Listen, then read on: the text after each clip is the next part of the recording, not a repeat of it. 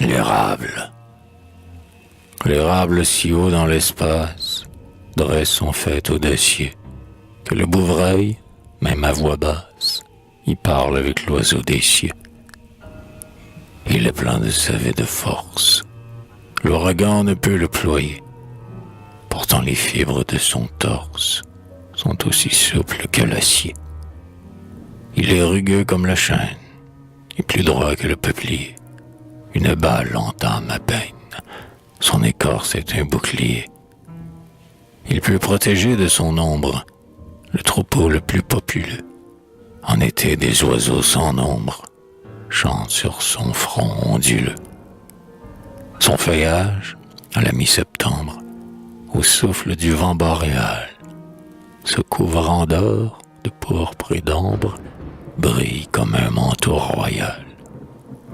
En avril, le paysan perce, son flanc amolli le dégèle.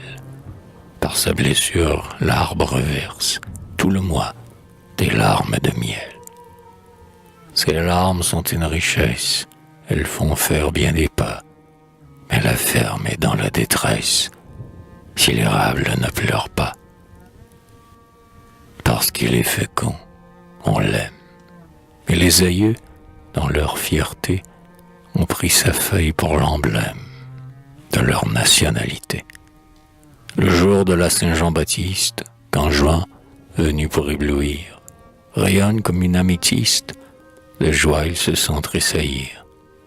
Il est content, l'arbre civique, car c'est aussi sa fête à lui.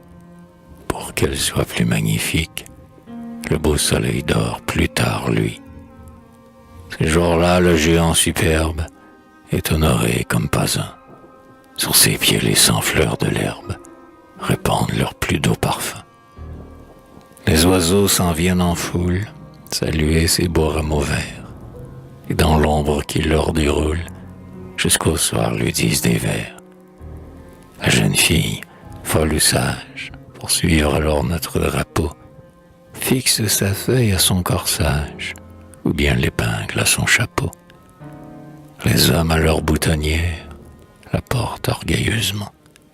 Sous cette étoile printanière, leurs cœurs battent plus librement. Partout, sur les toits, dans la rue, brillent ces rameaux éclatants, et quand la fête est disparue, ils s'y bercent encore longtemps. L'érable est l'arbre d'abondance, l'Indien l'adorait autrefois, et nous l'aimons comme la France aime le vieux chêne gaulois. Sa verdeur est incomparable, nul miel n'est doux comme son miel. Et puis de cet arbre admirable, on fait la bûche de Noël. Il est bon autant que robuste, il berce au vent le nid moelleux, et dépouille sa tête auguste pour couvrir le gazon frileux. Il est beaucoup moins égoïste que le pin au front toujours vert, et son cœur d'arbre est sombre et triste devant les souffrances d'hiver. Après avoir nargué les trombes, il se laisse mettre en morceaux, afin qu'on en fasse des tombes, ou qu'on en fasse des berceaux. Pour nous faire vivre, il s'immole, lui qui touchait le ciel du front. En mille et mille éclats, il vole, sous la hache du bûcheron. Or le bûcheron vend l'érable, et le vieux mort est satisfait, si la mansarde misérable a le feu pétillant qu'il fait.